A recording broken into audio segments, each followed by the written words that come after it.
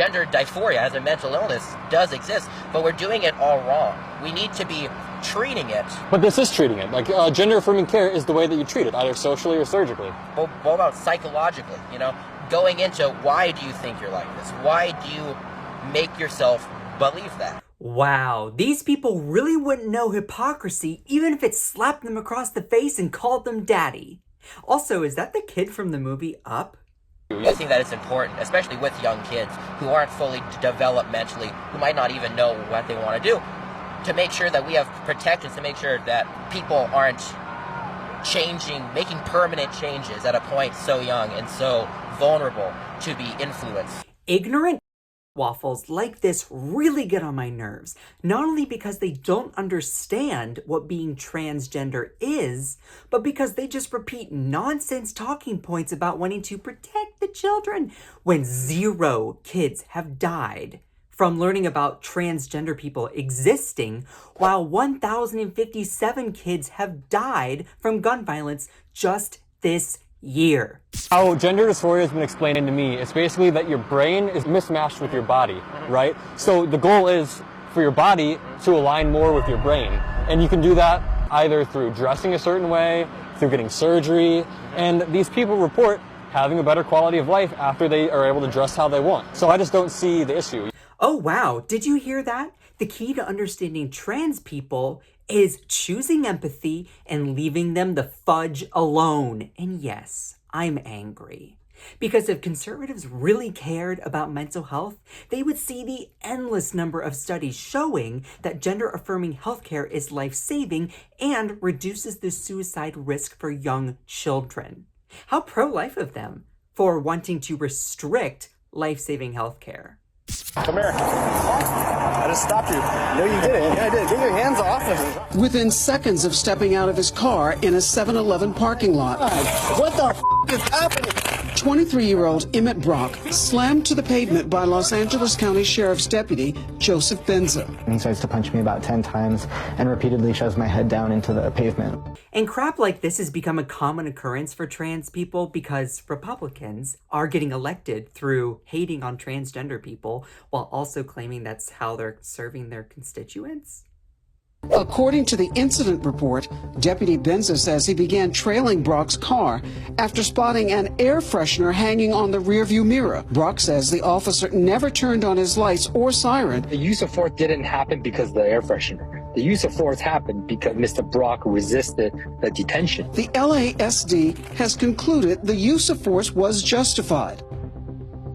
And think of all the other non-film incidents like this. Look, what we have going on here is the capitalizing of fear and ignorance off of the existence of trans people. So let's talk about the trans existence. I'm seeing so much conversation about youth transition, and the more I see, the more I realize that none of y'all know what goes into it. Okay, say an 11-year-old kid goes to their mom and they say, "Mom, I'm trans," a female. They want to identify as a boy. "Mom, I'm trans." The first step that child will take is social transitioning. Cut your hair, wear different clothes, go by a different name, be preferred to be called something else. It's not that serious. That child at any point can go backseas and decide that they don't want that. Be Ella again by tomorrow. Now tell me, what permanent, dangerous, life-altering changes are being made there? Are conservatives advocating for the bullying of children who might be different? Starts to get serious. This kid says, "Mom, I want to transition. I want this for my life."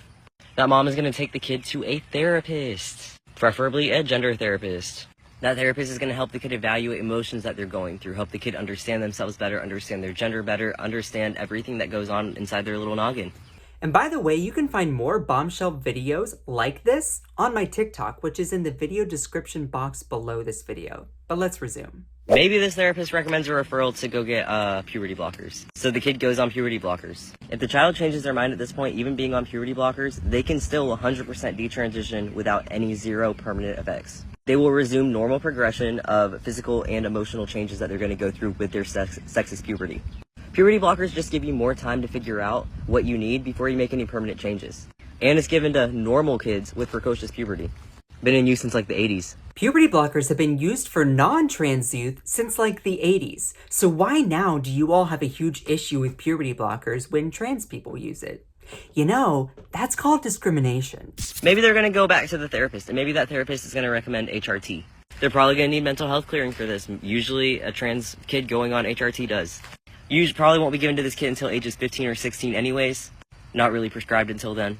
And that kid is probably going to start on a lower dose than an adult would. They taper it up to make sure that kid isn't going through changes too quickly. Did you hear that? You need parental permission to start receiving hormones for gender-affirming healthcare. And wait, why haven't I heard anything about surgery yet? Because that's not happening. Children under the age of 18 are not getting gender-affirming surgeries. That is all in your head. That is what your right-wing media tells you. Stop being lied to. This isn't just something that the child's deciding on a whim.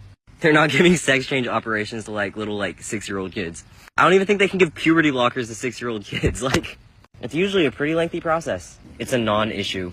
If you're about protecting the kids, you might want to consider protecting resources like therapy and puberty blockers for these kids. You don't want them making permanent decisions. Let them take the puberty blockers. Are you dumb? Come on, use your noggin. My name is Scott Johnson. You can find more of me on my YouTube and on my TikTok, which are in the video description link below this video. You really want to. I post a lot of awesome content that is not on TYT's Breakdown, but most importantly, you should subscribe to TYT's Breakdown. You know you want to. Do it for my crown.